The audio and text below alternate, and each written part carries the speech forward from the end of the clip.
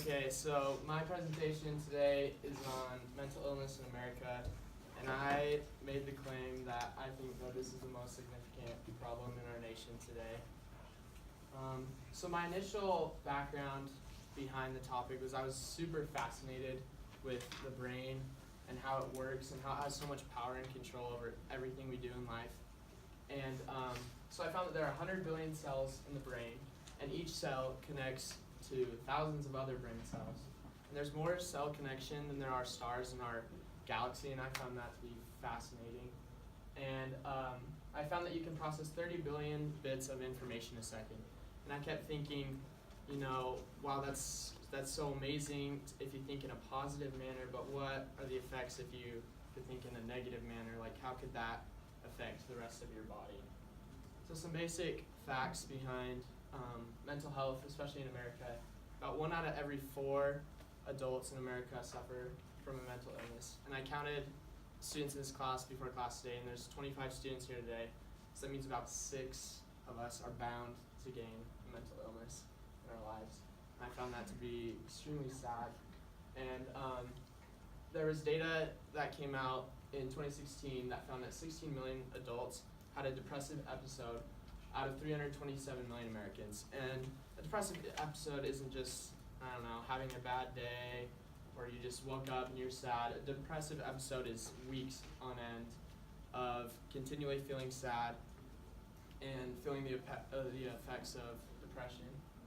And just in the past year, 2017, anxiety levels in Americans rose by 5.6%, depression levels rose by 3.2%, and panic attacks rose by 2.8%.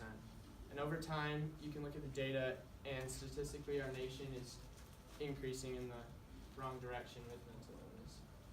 So some examples: everyone's heard of anxiety, depression, your eating disorders, and your PTSD, but I don't think people realize how real these specific examples are. Especially one that I've been able to see in my personal life is PTSD. I come from a big military family. I've had 3 uncles serve, my dad, my grandpa, my great-grandpa. It's kind of a tradition in our family. And I've seen personally the first-hand effects of PTSD, and they're horrible. And I think our nation is struggling with that. You can see it all around you, especially with many homeless veterans. They struggle a lot with PTSD and the effects of that disorder on our minds. So some statistics I found about, they researched Americans, and out of the sample they researched, about 56% of people are scared to tell their friends and family, and about 84% of people are scared to tell their employers. And I found it really interesting that 56% of people are scared to tell their friends and family, because those are the people that we should love and trust the most.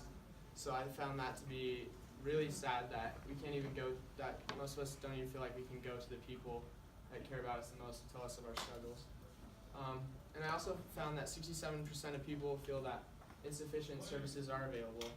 There are many clinics, many forms of medicine that are available to help with mental illness, but still 2/3 of people are feeling like they're not enough and they're not quite truly helpful. So I found this data chart that represents how the U.S. compares to the world. And here's the bulk of your major populations. So China, Japan, most of your European countries, and then the U.S. is all the way up there. And I found that really interesting because we're one of the more developed nations compared to these other developed nations. So why specifically are we struggling with that compared to many of the other key developed nations? And I found some of the main causes were stress, perception of what you lack, your experiences, and your genetics.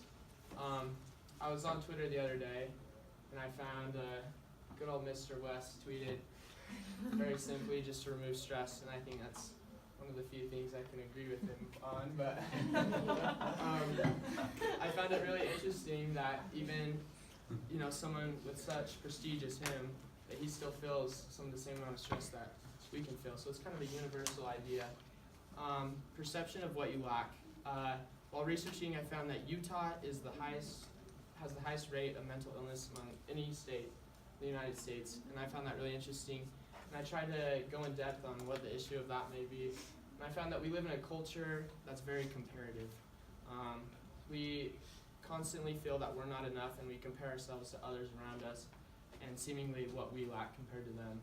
Some of our experiences can cause mental illness, just like PTSD or war or maybe forms of abuse in our life. They all can lead to developing mental illnesses. And frankly, your genetics, some of us are genetically just bound to gain mental illness.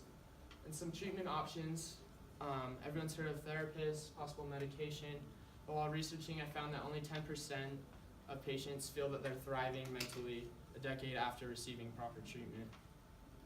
And so I thought that, back like what I said earlier, services are truly insufficient if only 10% of patients feel that they're successful mentally and feel like they're in the best state of mind.